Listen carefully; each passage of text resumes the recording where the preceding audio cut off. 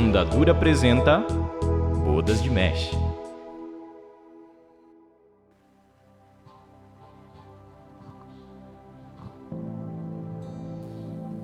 Olá, boa noite novamente. Boa noite, abra sua Bíblia, por favor, em Oséias, capítulo 10, versículo 1. Estamos chegando na reta final do nosso tema, Mesh. Quem aqui conseguiu participar desde o início, levanta a mão. Glória a Deus, então creio que tem sido muito bom semana após semana. Creio que vamos continuar sendo edificados com tudo aquilo que estamos aprendendo. Confesso que tem sido um confronto toda semana para você também, mas creio que isso tem gerado e vai gerar frutos na nossa vida. Eu queria também saber se há alguém nos visitando hoje. Nós como igreja queremos recebê-lo com muito carinho, queremos entregar a você um presente, do qual no final do culto você pode retirar esse presente. Então, se você está visitando, levante sua mão, por favor, no seu lugar. Estamos muito felizes com a sua presença, muito legal tê-los aqui.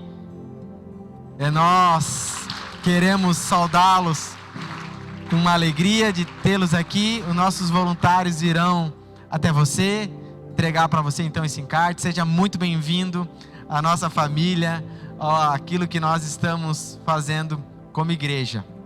Espero que vocês sejam edificados, amém? Se você tem nos acompanhado também de forma online, não deixe de participar, também de alguma forma vir nos conhecer pessoalmente. Diante disso, nós hoje vamos falar sobre um assunto que eu creio que é de extrema importância. Nós ouvimos ali relatos no qual pessoas falam de valores que são necessários para que os pais estabeleçam dentro da sua casa, para que então haja uma segurança e de alguma forma a família cresça em honra e glorifique a Deus. E eu creio que todos nós, em sã consciência, queremos de alguma forma construir uma família que glorifique a Deus, correto? Porém, dentro disso, precisamos entender que temos um chamado, uma responsabilidade pessoal sobre as nossas ações e sobre a nossa salvação. Nós responderemos de forma individual diante de Deus as nossas ações e responsabilidades, ok? Então, porém, ainda que responderemos de forma individual as nossas ações e sobre a nossa salvação, isso não significa que não temos uma responsabilidade familiar e comunitária. Porque ainda que somos indivíduos que responderemos de forma pessoal, também somos indivíduos que responderemos de forma familiar e comunitária. Deus tem um chamado para nós, não somente como indivíduos, mas como família. Então o tema de hoje é sobre o chamado à santidade familiar. Então precisamos entender o que é a nossa responsabilidade para que a nossa família possa viver esse chamado. Porque quando Deus, Ele nos salva, Ele nos chama, Ele nos tira do pecado e nos dá agora uma nova vida, Ele não está pensando somente em nós. Deus estava pensando no que ia acontecer através de nós. Me entende? Então não é sobre mim, simplesmente, mas sobre aquilo que Deus pode e quer fazer através de mim. Isso é de extrema importância quando nós queremos construir uma família que glorifique e que seja um lar santificado para o Senhor. E ter uma família santificada não tem a ver com uma família isenta de pecado. Porque pecar, nós pecaremos. Mas uma família que é santificada é uma família que é separada, que vive, que é entregue, é dedicada ao reino de Deus. E esse chamado não é um chamado somente para os sacerdotes, os cleros, os pastores e líderes. Porque muitos pensam que, nossa, que legal, vocês são entregues ao reino de Deus porque vocês são pastores. Não, nós somos entregues ao reino de Deus porque nós somos crentes, discípulos dele. Então não é porque nós somos integrais na obra, chamados, separados para efetuar e trabalhar de forma pastoral, que de fato então nós fazemos isso de forma completa. Nós fazemos isso porque nós somos chamados para viver dessa maneira. E meus irmãos, como é comum essa mentalidade de colocarmos a religião, o cristianismo, como se fosse mais um compromisso que nós temos dentro da nossa casa. Como se fosse tipo, eu tenho o meu momento de amizade, eu tenho o meu momento de exercício físico, profissional, e eu tenho a minha espiritualidade. E você então está colocando o cristianismo numa prateleira onde ele nunca deveria estar. Porque o nosso chamado a construir uma família separada para o Senhor é o propósito da nossa existência. Você me entende? Não é uma opção para aqueles que foram salvos pelo Senhor. É um destino, é um propósito de vida. E se nós queremos estabelecer famílias que glorifiquem o Senhor, precisamos ter a visão clara do nosso chamado.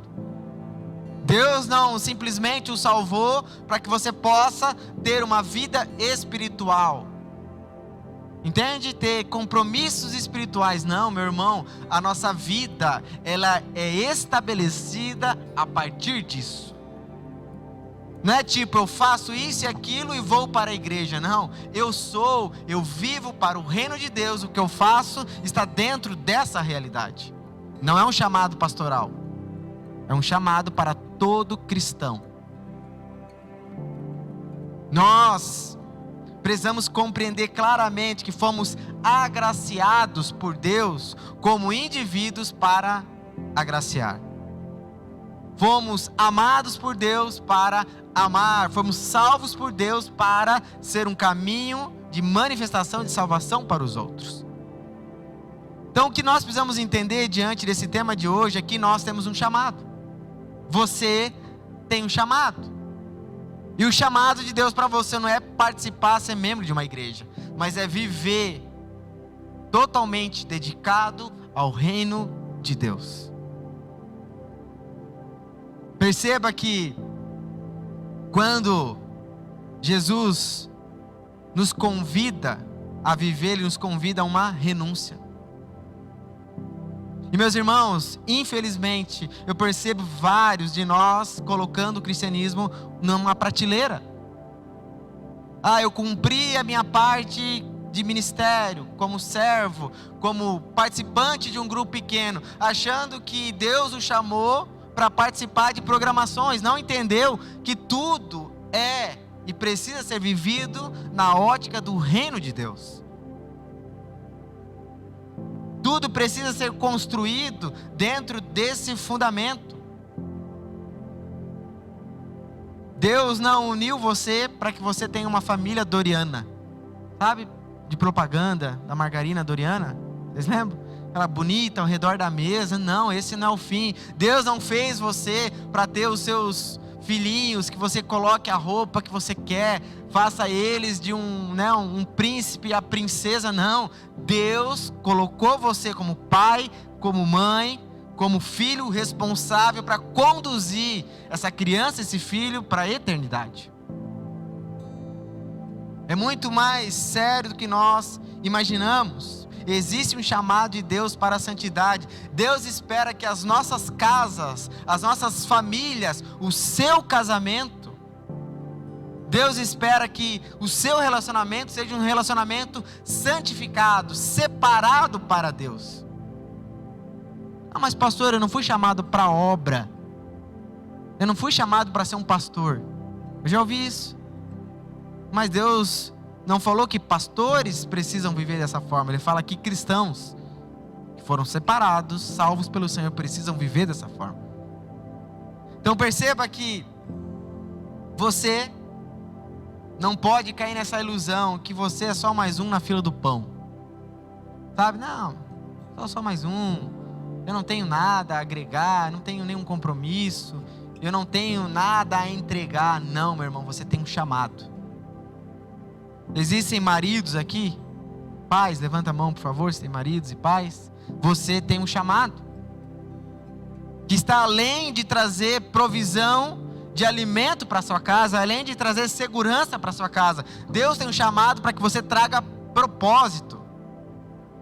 Porque você pode ser um bom pai, uma boa esposa, um homem que sustenta, que provê, que dá segurança, mas não dá o propósito de vida, que é aquilo que vai permanecer diante do fim de tudo.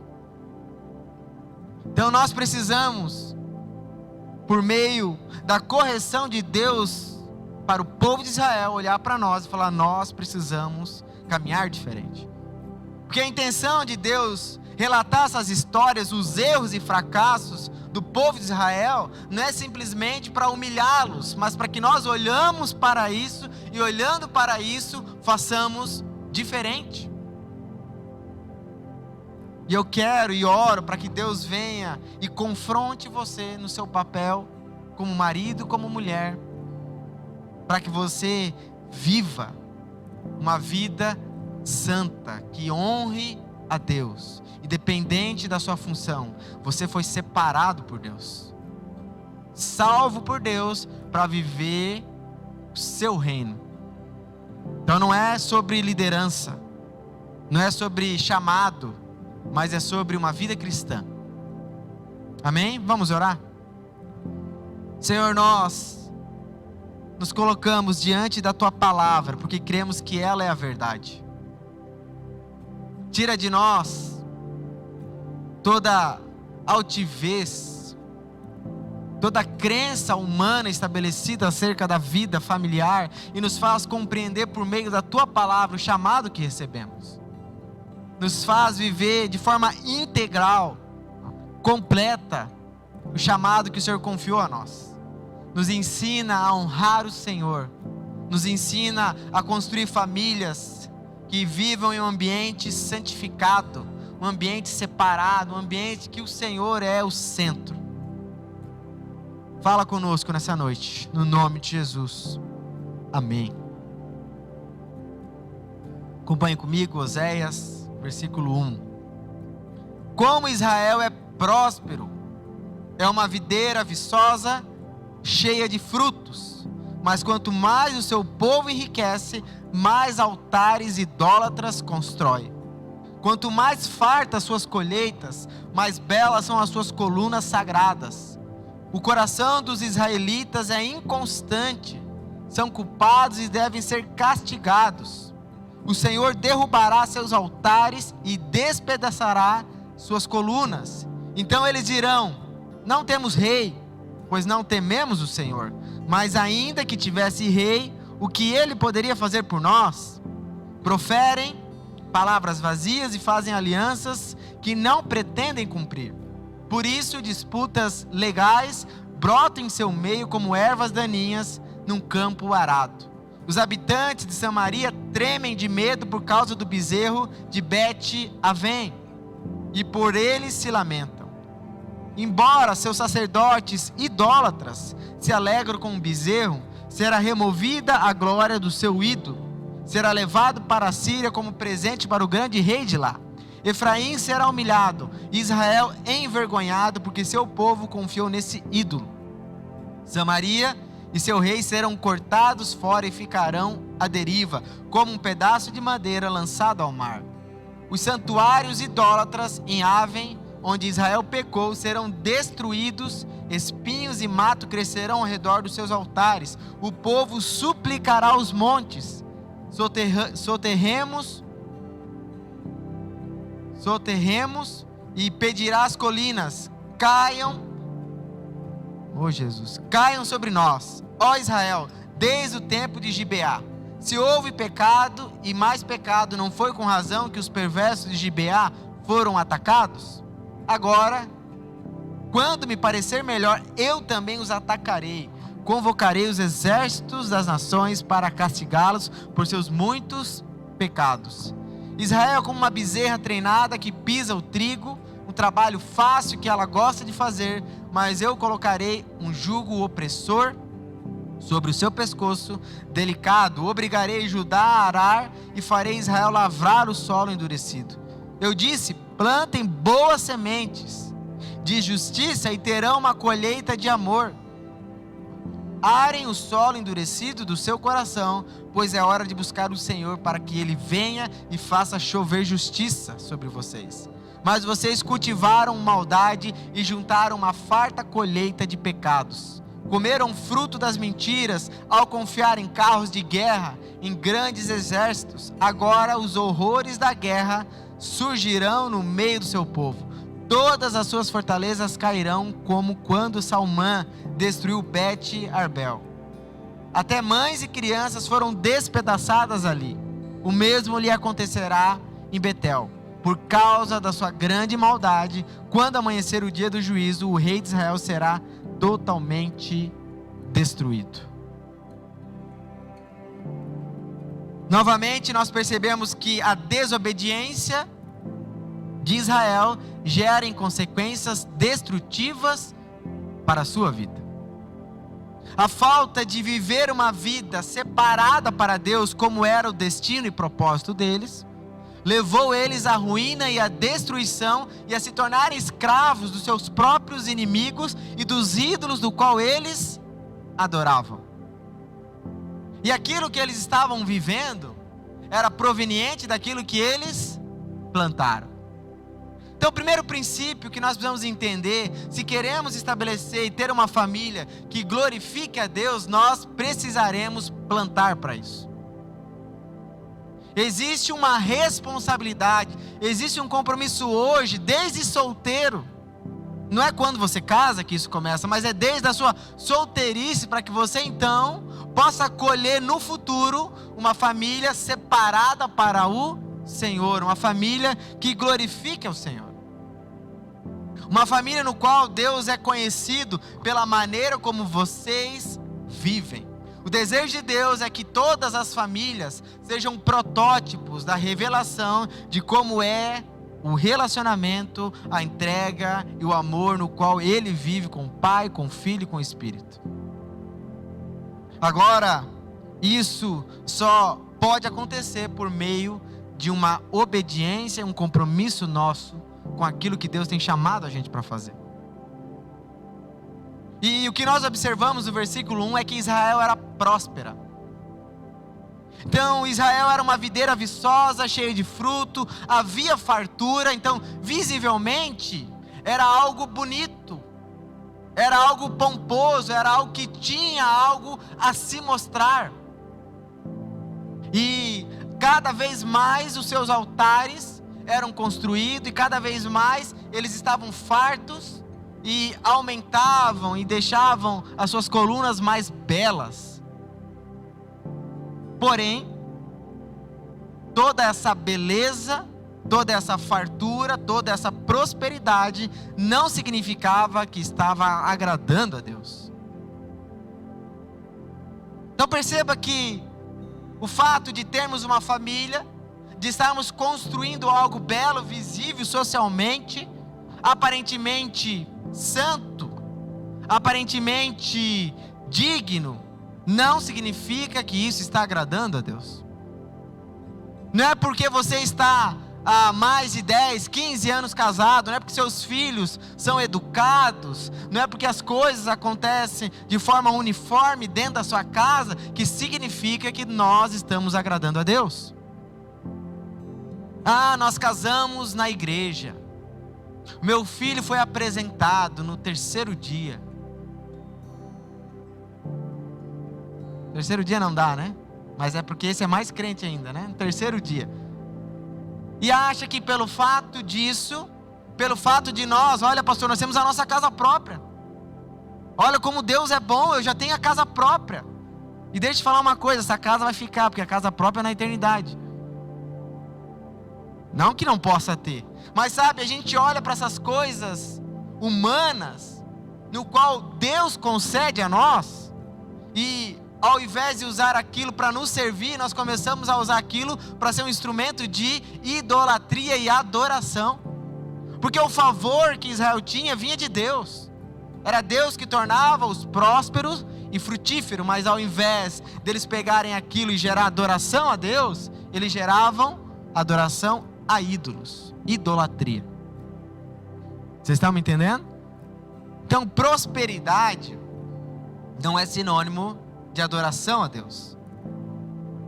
Se tudo aquilo que nós recebemos do Senhor, tudo aquilo que vivemos como família, não reverter em adoração a Deus, em amor a Deus, nós não estamos usando da maneira correta. E se existe algo que facilmente se torna ídolo dentro das famílias, é sua esposa ou seu esposo, seu filho, o pet. Hoje o pet também compete, né? Facilmente, coisas que Deus concede, porque foi Deus que deu esse vaso aí que está do seu lado, amém? Oh, glórias! Foi Deus que deu esse vaso. Olha para ele e fala: Deus, obrigado por esse vaso, esse varão. Foi Deus que deu essa varoa, amém? Fala amém, irmão, senão você não vai entrar em casa. Deus que deu. Ela é um presente de Deus? É. Ele é um presente de Deus? É. Mas ele não é mais valioso do que Deus. Ele não é mais importante do que Deus. Ela não é mais importante do que Deus. E meus irmãos, quantas famílias vivem um ambiente de idolatria, um amando o outro mais que tudo nessa vida, e acham que estão abafando. Nossa, por quê? Nossa. Meus irmãos, confesso que como pastor às vezes me dá umas frustrações assim, ó. As pessoas acham que eu não tenho Instagram, eu tenho, tá?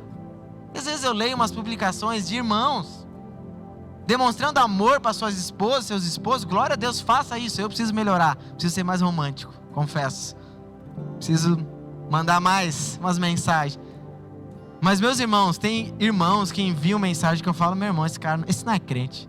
É que nem o André Valadão, você não é crente. O cara ou ela coloca na mensagem de declaração de amor: você é a razão do meu viver. Eu falo: meu Deus, cara, não pode ser verdade. Você é como o ar que eu respiro. Meu irmão, é óbvio, você pode ser um poeta, pode falar bonito, mas meu irmão, a minha esposa não é a razão da minha vida. Os meus filhos não são a razão da minha vida. A razão da minha vida é Ele, é Deus. Eles não podem nem ser comparados. E muitos casais divinizam, idolatram o seu parceiro, a sua parceira, como se eles fossem o motivo da sua alegria. Muitos falam: sem você eu não sei o que seria de mim. Uma pessoa normal vivendo a vida. Tu não sabe, eu te falo. Muitos chegam para mim diante de até términos: pastor, o que vai ser da vida dela? Essa é a minha preocupação se eu terminar. Eu falo: meu irmão, posso te perguntar uma coisa? Você conheceu ela faz quanto tempo? 1 ano, pastor. Quantos anos ela tem? 30.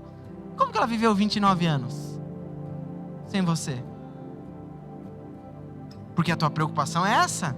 Como é que ela viveu 29 anos? Certo, foi uma loucura a vida dela. Faz sentido?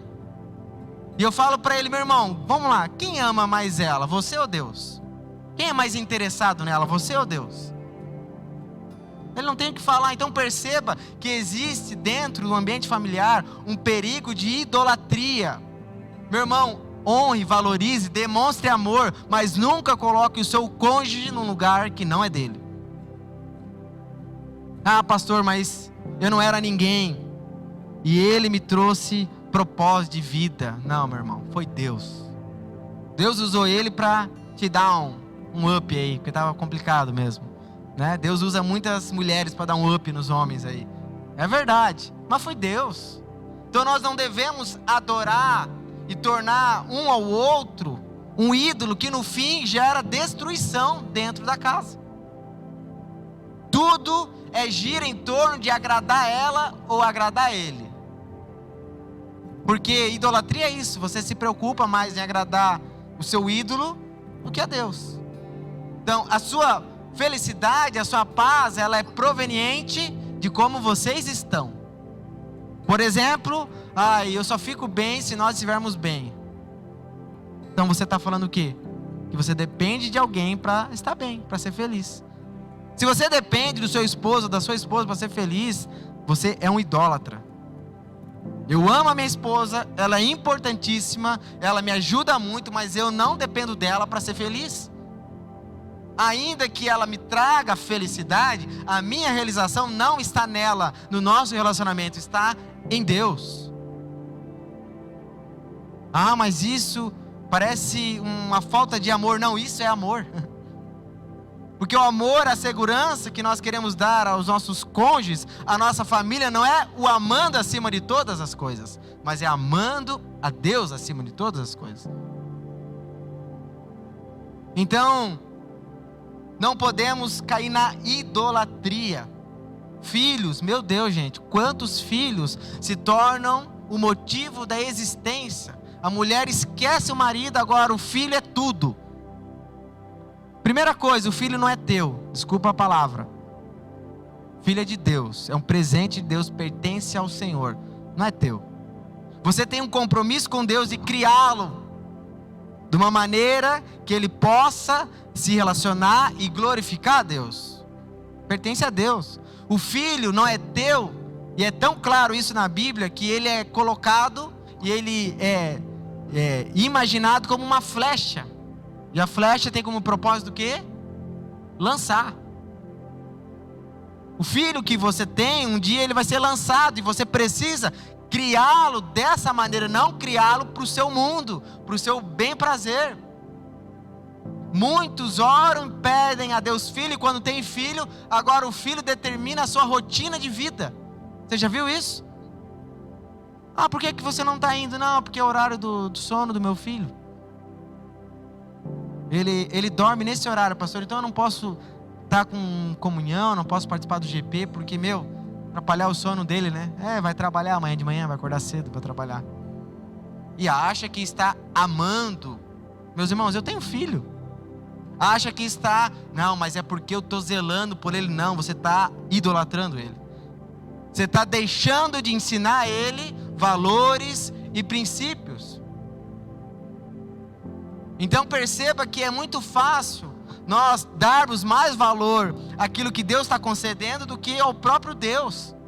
E se nós não construímos família com pilares, com as pessoas nos lugares certos, meus irmãos, entenda uma coisa, você está caminhando para o fracasso. Pais, mães não querem dizer não para os seus filhos, porque não querem frustrá-los, porque estão amando. Não está amando nada.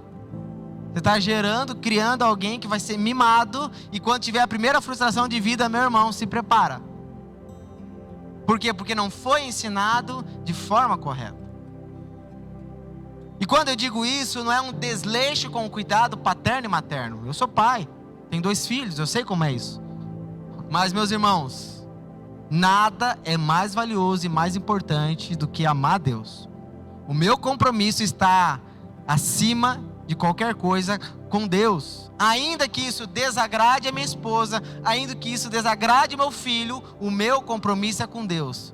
Mas a grande verdade é que quando eu tenho um compromisso com Deus, isso de fato agrada, isso de fato honra a minha família e minha esposa. Então, uma família que é santificada é uma família que tem como prioridade, tem como valor agradar a Deus. E agradar a Deus vai gerar treta, problema dentro da sua casa. Por quê? Porque nós queremos por vezes que as coisas sejam feitas conforme a nossa vontade.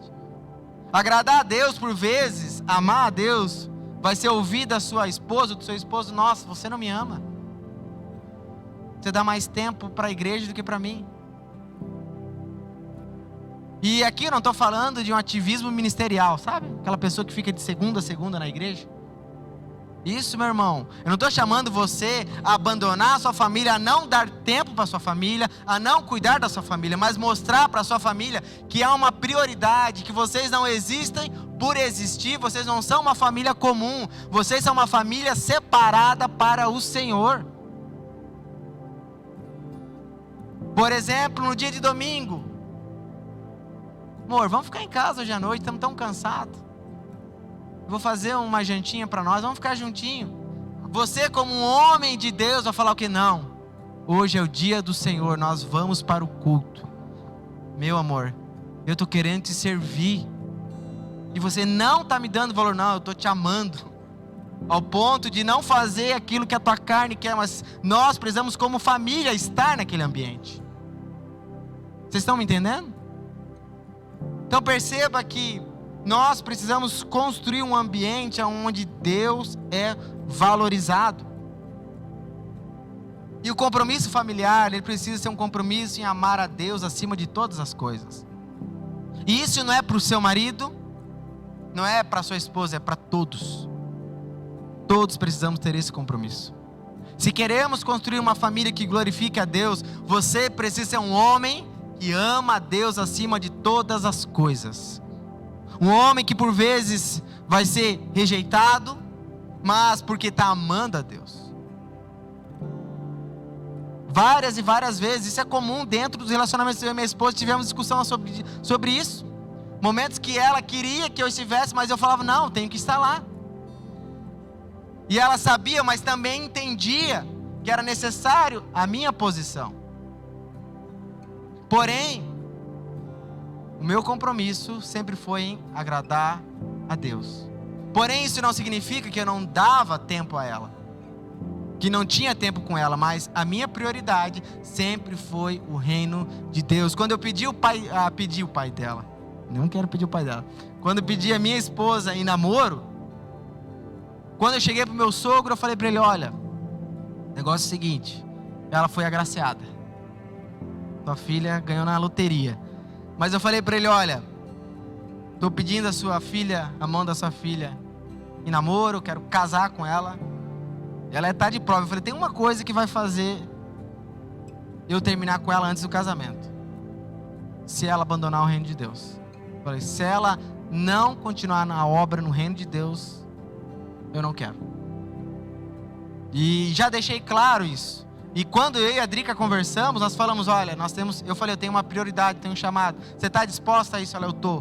Você está disposta a abandonar a sua vida porque o meu chamado vai te levar a ter que abandonar sonhos, profissão no qual ela estava envolvida.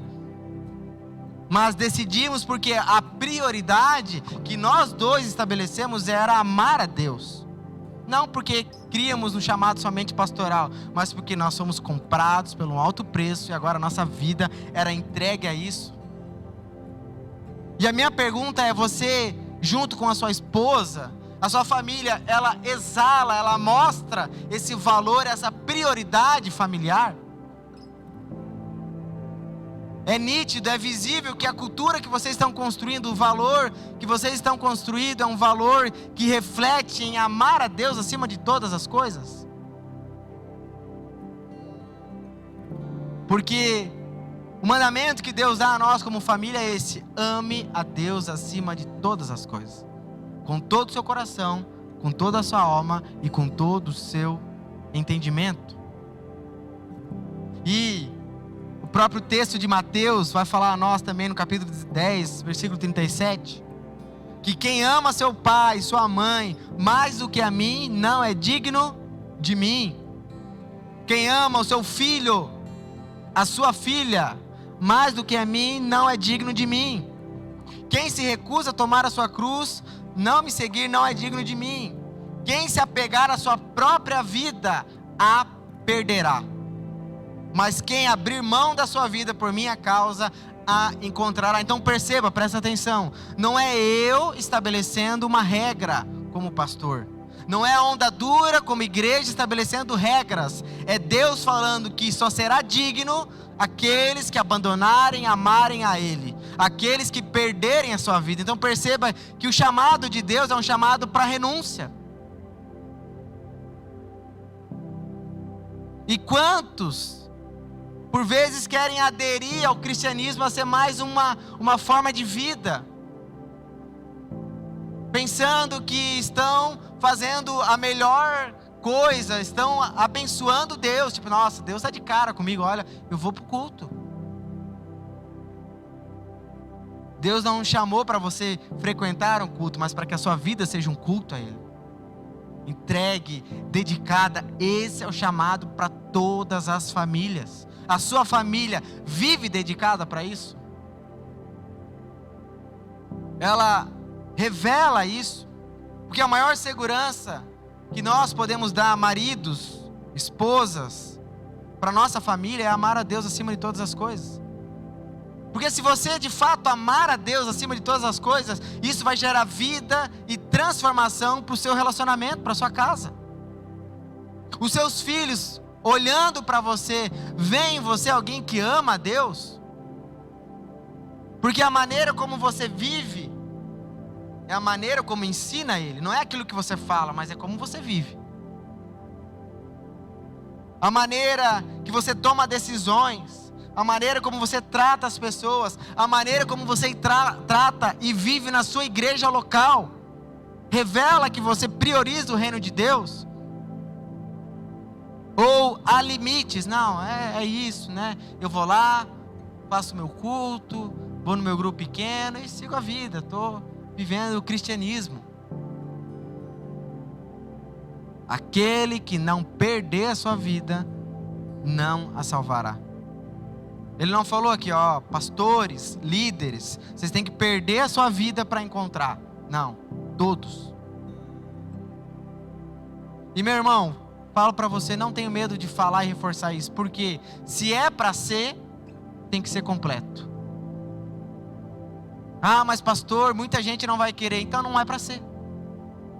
Porque o chamado de Jesus não é tipo assim, não, eu vou entregar mais ou menos, então vem, não tem problema, não, então não pode ser meu discípulo.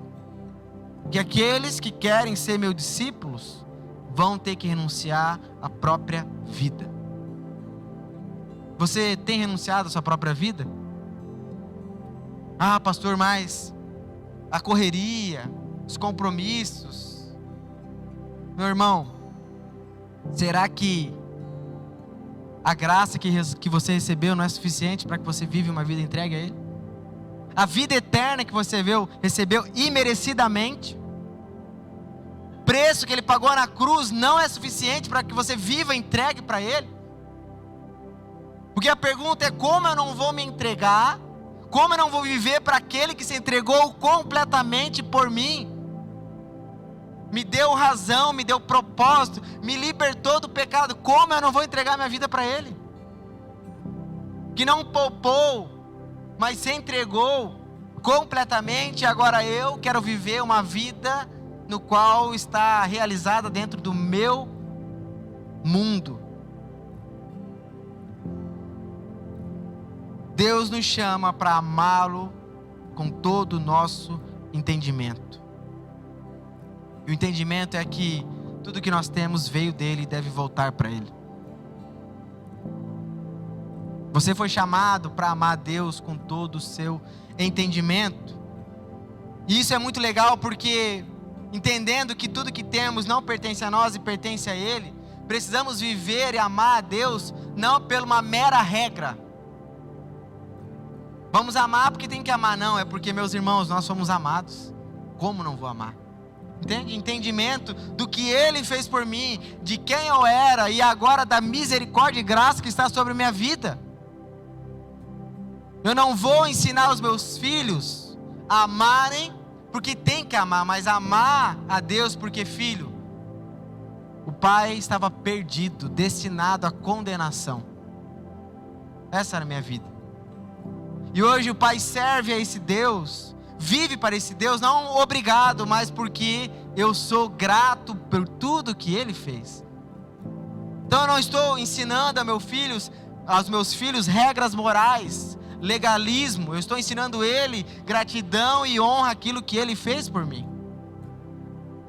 Os seus filhos veem em você alguém feliz, alegre, alguém que expressa gratidão, amor, louvor a Deus, no qual eles olham para aquilo e falam: nossa, eu quero conhecer esse Deus, ao qual o meu pai se entrega, ao qual minha mãe acorda mais cedo, deixa de ter os seus compromissos, deixa de dormir um pouco mais para estar lá servindo. Eu lembro de uma história de um missionário que tinha um seu filho e foi para missão e morreu por uma doença que ele pegou. E o filho então, no qual não pôde estar perto do pai, sabendo da morte do pai, cresceu, e quando cresceu foi entrevistado.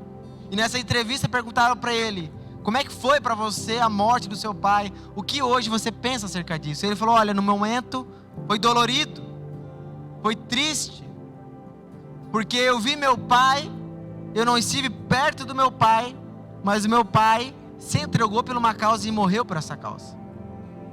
E agora, qual é o teu destino? O que você pensa em fazer da sua vida? Perguntaram para ele. A mesma coisa. Porque se meu pai se entregou e morreu pelaquela causa, porque era algo valioso e importante. Então perceba que aquilo que nós fazemos reflete completamente nos nossos filhos. Nós precisamos ter esse compromisso de amar a Deus com o nosso entendimento, ensinando. E amar a Deus com o nosso entendimento é belo, sabe por quê? Porque isso nos faz sair desse pensamento que devemos amar a Deus quando sentimos ou desejamos. Porque o entendimento é o contrário de sentimento. Eu faço não porque sinto, eu faço porque eu entendi. Então, independente do meu sentimento, eu vou continuar comprometido com a aliança que eu tenho com Deus, com o compromisso que eu tenho com a minha igreja local, com os meus irmãos e com a minha família, não porque eu sinto, mas porque eu tenho uma aliança proveniente de um entendimento, de uma revelação daquilo que Ele fez por nós. Como marido, como esposa, você deve amar a Deus nos dias bons e nos dias ruins. Mesmo quando não quer e mesmo quando quer. Mesmo quando está cansado e quando não está cansado. Porque não é o sentimento que nos guia, mas é o entendimento. Olhe para o seu irmão e diz: ame a Deus com todo o seu entendimento. Ame a Deus com todo o seu coração. Uma pergunta: você gasta mais tempo, gasta mais conversas, você vive expressando o que dentro da sua casa? Qual é o assunto que mais prevalece dentro da casa? É dinheiro? Você gasta mais tempo trabalhando porque você quer trazer provisão para casa, trazer segurança para casa? Isso é bonito, é legal, é necessário. Mas se não houver um equilíbrio, sabe o que você está ensinando para os seus filhos? Que a provisão e a segurança vêm do trabalho. Porque você vive trabalhando. E o seu coração está dividido. E nós precisamos mostrar desde cedo que aquilo que sustenta, aquilo que envolve o nosso coração é amar a Deus, é depender de Deus. Porque é isso que vai se revelar aos nossos filhos. Você é alegre em buscar a Deus, é alegre em servir na sua igreja, é alegre em demonstrar isso dentro da sua casa? Talvez o que precisa para que a sua casa seja envolvida é uma postura sua como marido, como mulher. Domingo chegou o dia de culto, é o dia do Senhor. Primeira cultura que uma família que vive para o reino de Deus é uma cultura de ter o dia do Senhor. Primeira coisa básica. Que não é uma agenda programada da igreja, mas é um mandamento bíblico. Separe o dia do Senhor. E o dia do Senhor precisa ser aquele dia que você prepara. Por exemplo, vai ter culto. Prepare um ambiente familiar, prepare o coração da sua esposa, dos seus filhos. Fala: hoje é o dia de nós irmos para o Senhor, para o culto ao Senhor. Hoje é o dia de nós expressarmos gratidão, porque Ele nos sustentou a semana toda. Ó, filho, pega aqui, ó, uma oferta, pega você também, vai junto ofertar. Nós estamos indo junto adorar a Deus com alegria. Prepare o ambiente, encoraje. Mostre reverência. Primeira coisa, com horário. Meus irmãos, existe um horário estabelecido, se prepare. Por exemplo, se você sabe que tem um compromisso 6 horas, o que você deve fazer? Antecipadamente se preparar para estar naquele ambiente. Agora, o compromisso é 6 horas e tem famílias 5:30 da tarde no shopping, lá no shopping Barigui, passeando. Temos que ir para o culto. O que você está mostrando? O que isso revela? Não há um preparo, não há uma dedicação, não há um ambiente construído dentro de casa, no qual fala, olha, vamos nos preparar, vamos chegar antes, vamos lá, porque nós não vamos para receber, nós vamos para dar. Porque essa mentalidade é a mentalidade de receber, senta, recebe e vai embora. Não vem para servir, não vem para entregar. Mas eu não estou na escala. Vive de escala, não vive com o pensamento de servo. Eu estou lá para receber, para dar, para ouvir os meus irmãos, encorajá-los. Isso revela um preparo. Então, o compromisso nosso, simples, pequeno, dentro do nosso lar, reflete e ensina. Como você percebe o ensino dentro da sua casa? A sua postura, os valores de vocês, as prioridades de vocês revelam um compromisso em amor a Deus com toda a sua força, com todo o seu coração, com todo o seu entendimento. Devemos ter afeição. Devemos falar, ensinar aos nossos filhos, ensinar ao nosso cônjuge, encorajar um ao outro com alegria, com afeição. Irmãos, sejam instrumentos de Deus, um na vida do outro, do seu marido ou da sua esposa. Se você percebe que ele tem tido dificuldade em amar a Deus, seja uma ponte. Fala, amor, estou levando as crianças, nós vamos dar uma volta, fica em casa, tira um tempo com Deus. Fica 5 dias sem ninguém. Glórias, eu recebo. É uma bênção. Mas entende? Prepare. Ajude a santificar. Não seja aquela que, pelo contrário, vê o marido não vivendo o que tem para viver. Meu Deus, é um cavalo mesmo, né? Não muda mesmo, né? Não. Ajude, encoraje. Ajude na logística. Ore por ele.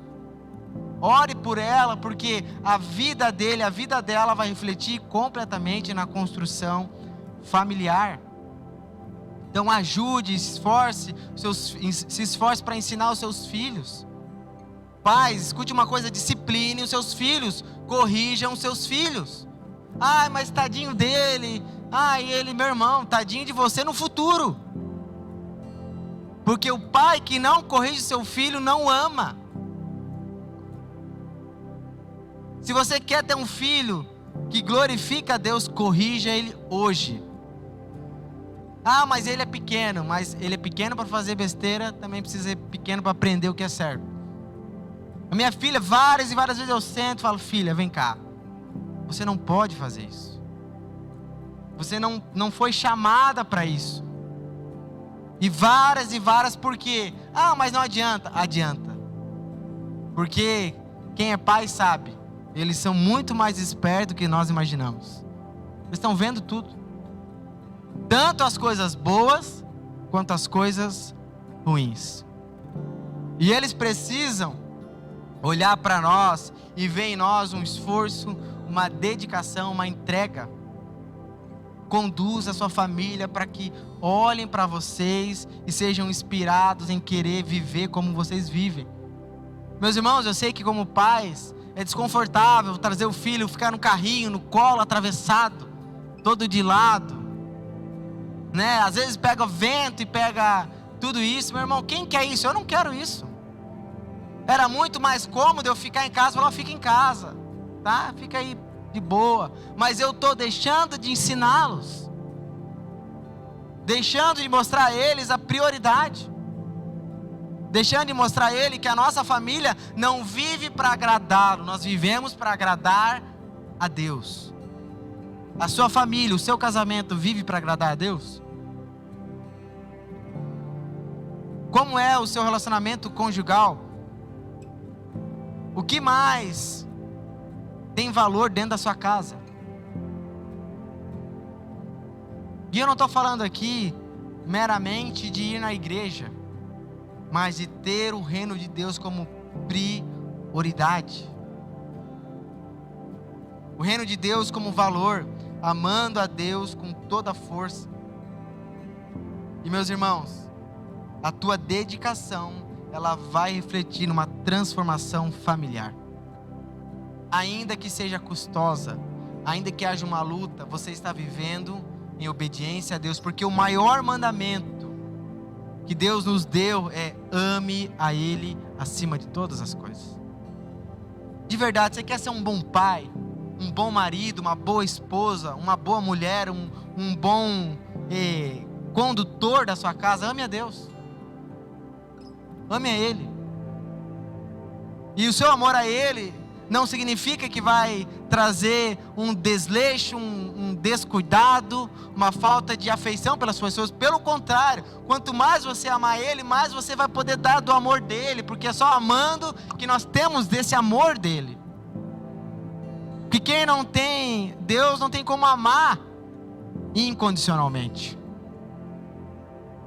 Não tem como dar aquilo que não tem. Pertença totalmente a Ele. Você é capaz de entregar tudo que for necessário ao Senhor? Tudo. Qualquer coisa que Deus te pedir, você entregaria? O seu filho, você entregaria? Porque isso nós percebemos na própria palavra de Deus. Abraão recebeu uma promessa de Deus.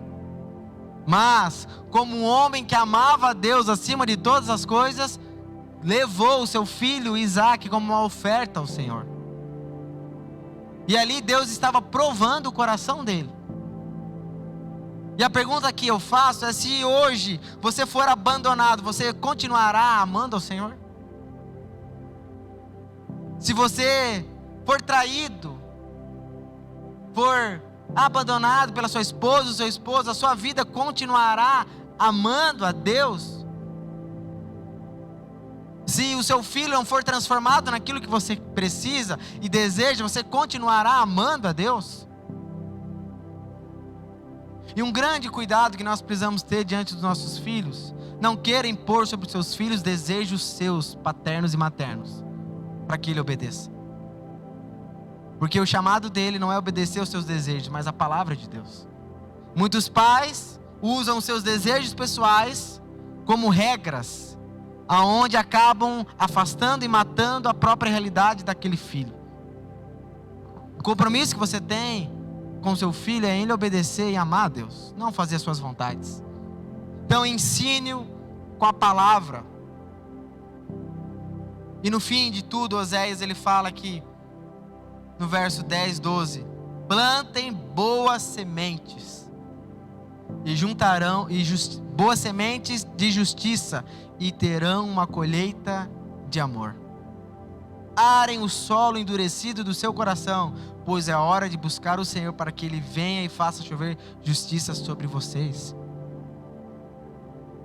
Meus irmãos, o tempo de plantar é hoje. O tempo de arar a terra é hoje. Ah, mas eu não tenho filho. Mas hoje o que você planta vai gerar uma colheita. A forma como você vive, quando o seu filho vier, vai se revelar no ambiente onde Deus é a prioridade e não eles.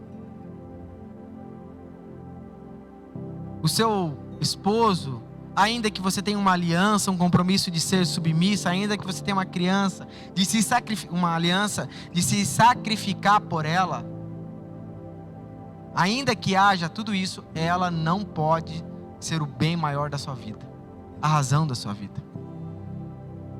A felicidade não pode ser proveniente dela, ainda que elas nos façam felizes, amém? É uma bênção, às vezes, né? Às vezes não é.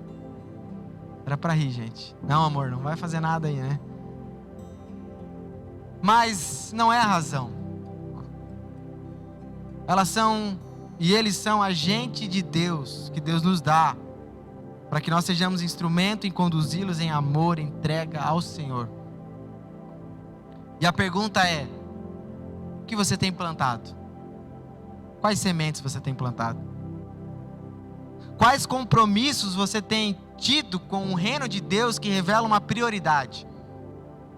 Ah, pastor, eu estou discipulando agora 2 pessoas, já está... Meu irmão, se você acha isso muito, você ainda não entendeu que a sua vida pertence completamente a Deus. Ah, porque atrapalha, eu tenho a minha agenda, né? A minha terapia, eu tenho a minha yoga. Meu irmão, faça yoga, faça tudo, mas tem uma prioridade que você precisa entender. A sua vida, ela foi entregue para glorificar a Deus. Um dia, Deus chegará diante de você e vai falar: ei, o que você fez com aquilo que eu te dei? Porque teve um que recebeu um talento de Deus, o que ele fez? Enterrou. Ao invés de investir, ao invés de colocar aquilo para que gerasse fruto, e é isso que é esperado de nós. E eu não estou falando de ativismo ministerial, sabe, de segunda a segunda, igreja, não tem tempo com a família, não cuida dos filhos, não passeia, não viaja, não tira férias. Não, tire férias, viaje, passeie, mas nunca permita com que essas coisas tome o lugar da prioridade do reino de Deus. Isso são bênçãos de Deus, são necessidades que nós como família temos, mas não passando por cima da prioridade. Porque uma coisa eu quero e espero que todos nós tenhamos, que um dia nós prestaremos conta diante de Deus com aquilo que Ele nos deu. E entenda algo, que a sua agenda, seus compromissos revelam o que é prioridade para você. Se você acha muito participar de um culto, ir no GP, fazer discipulado, você ainda não entendeu a graça e o privilégio que é poder servir a Deus. Você ainda não entendeu o alto preço que foi pago por você. Se você acha que é um sacrifício cuidar de outras pessoas, porque tira o teu tempo, porque você poderia estar fazendo outra coisa e estar dedicando a ela, você não entendeu a graça e o privilégio que é ver Deus atuando através da sua vida na vida dos outros. Isso não é um chamado pastoral, é um chamado para todos nós. Aquele que não perder a sua vida não salvará. Ah, pastor, mas tem muita gente que não quer. Não tem problema. Não foi chamado. Agora nós não vamos diminuir o preço que é ser um discípulo de Jesus. Ah, mas tem que se encontrar quinzenalmente um discipulado. Reclamar disso, pelo amor de Deus. Você não viveu o que é semanalmente se encontrar todas as semanas dedicadas, entregues, envolvida a uma obra. Sabe por quê? Porque nós entendemos o alto preço que foi pago por nós. E meus irmãos, nós não queremos uma igreja com frequentadores, com admiradores. Nós queremos uma igreja de discípulos que são entregues à obra de Deus. Queremos ser famílias que revelam a prioridade que nós temos. Não é o nosso bem-estar, não é o nosso lazer, mas é Deus ser glorificado e conhecido através das nossas famílias. Que Deus possa alinhar o seu coração em entrega, em amor a Ele. Sabe, não se iluda com a sua própria conclusão. Não se meça por quem está abaixo. Sabe? Nossa, mas olha só o que eu faço. Meça com aquele que se entregou por nós. Ele é o exemplo. Ele não poupou seu filho. Ele deixou a sua glória para nos servir, porque o desejo do seu coração era obedecer o Pai e amar o Pai. E eu espero e oro para que nós possamos amar a Deus de todo o nosso coração. E deixa eu te falar um segredo: para amar Ele de todo o coração, só é possível através dele atuando em nós. Você não consegue, eu não consigo. Eu não consigo amar Deus de todo o coração, de todo o entendimento, toda a alma. Eu não tenho forças para isso, porque até mesmo se eu tivesse, eu teria cumprido todo o mandamento, eu teria cumprido a lei de Deus. Então precisamos recorrer a Ele, clamar a Ele, para que Ele quebre todo o ídolo, que no fim é nós mesmos nos amando mais do que a Ele, para que possamos amá-lo. Então precisamos completamente de Deus para amar a Deus. Precisamos clamar a Ele pela sua graça, sua misericórdia, para que Ele gere em nós amor e tire de nós essa criação de que o reino, a igreja é uma parte da nossa vida. Sabe, é a minha espiritualidade. Não, meu irmão, ou é tudo ou é nada. Ou nós vivemos por isso e morremos por isso, ou não vivemos. Vamos orar?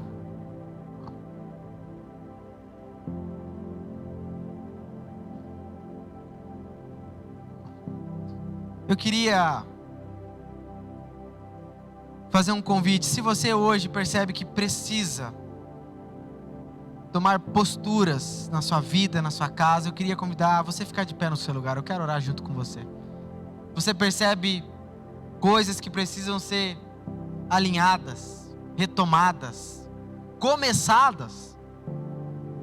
Se há coisas que competem, que geram idolatria, que acabam cegando você, eu queria orar por você, para que Deus possa nos libertar de toda idolatria.